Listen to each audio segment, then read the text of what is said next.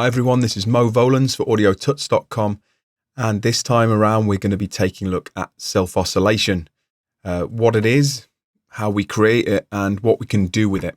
Now, this question was actually inspired by a direct question from one of my one-to-one students, and he's currently somewhere around Africa on anti-piracy duties, somewhere on a boat, I would imagine. So Doug, if you're watching, this one goes out to you. Hopefully it'll be of use to you and to everybody else watching.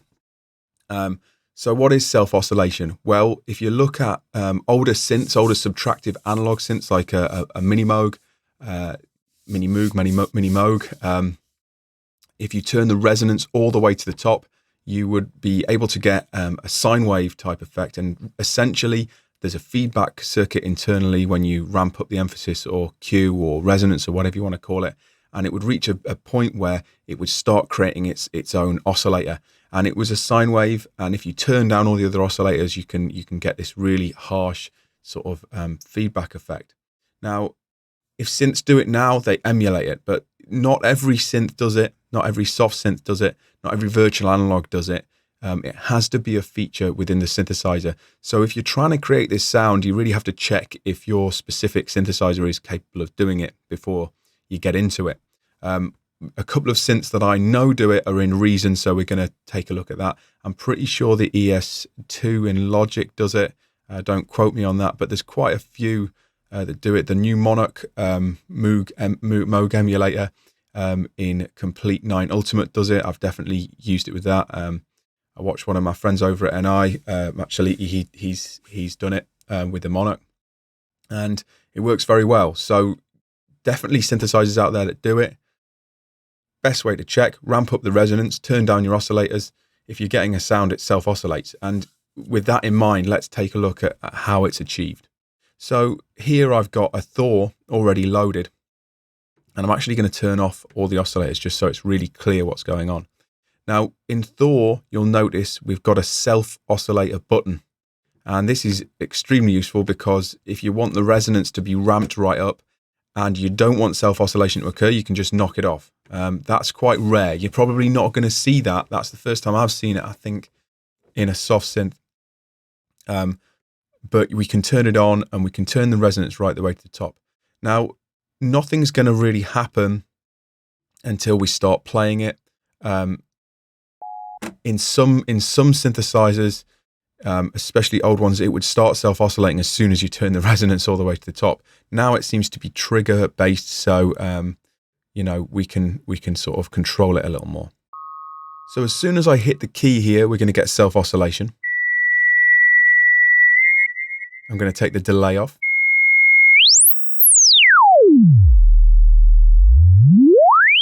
So everything from above what you can hear at 21,000 hertz, 21 kilohertz,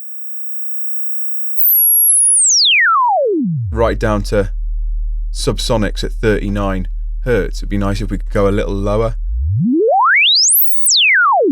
But pretty much everything across the spectrum there. And there's not an oscillator in sight, remember, so it's truly its own oscillator now.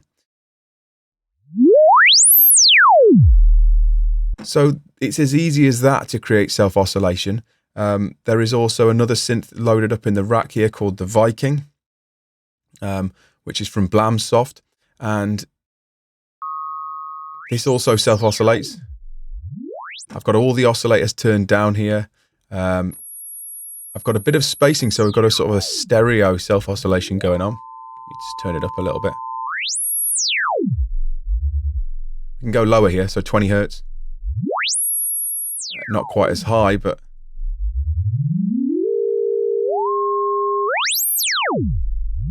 some pretty cool effects going on there. So once we've created our self-oscillation, what can we do with it? Well, I mean, pretty much anything you want. As long as you start to modulate it, we can make pretty cool effects with it, with envelopes, sweeping, laser effects, or we can link it to an LFO. So if we were to link LFO1 here in the Thor directly to our filter frequency, and let me just make sure that I am back on the Thor. Great. We can start to create pretty cool modulated LFO effects. Change the rate. Add some delay like we did have before.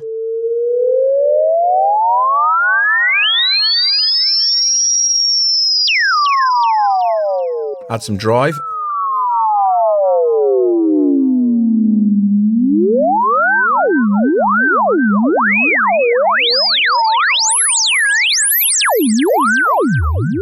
Now, of course, you can mix other oscillators with this sound. They're probably going to be overpowered at most points, but noise tends to work really well with this sort of thing. So let's have a look at a noise oscillator. White noise will generally be your best friend here. And let's give it a go.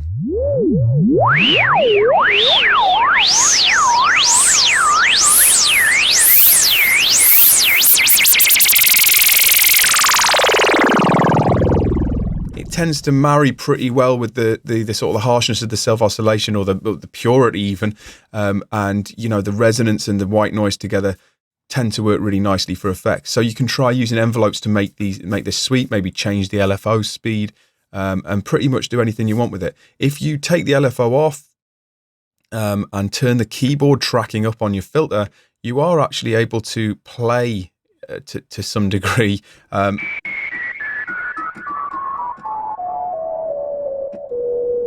So you can get scales out of it. It's essentially a sine wave. Do remember, if you change this frequency while you're playing, you'll completely lose. In fact, let's turn the noise off.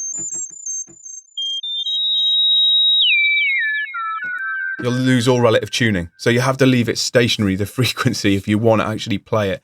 And you do get a sort of a theremin sound out of it. You can't really add glide or anything like that, or you know, because the oscillator's not controllable in that way. But you know, you can get some interesting effects, and they're definitely different to a standard sine wave because you get all sorts of feedback and extra harmonics. So hopefully this has given you an idea of A, what self-oscillation is, B, how to create it in your synthesizer of choice, or at least these two synths, and C, you know, what you can use it for and what it's useful for. I find it great for creating atonal effects that, you know, are sort of not achievable with standard oscillators. So give it a go in your synth, see if you can create your own patches, and see what you come up with. And I'll see you next time. Cheers.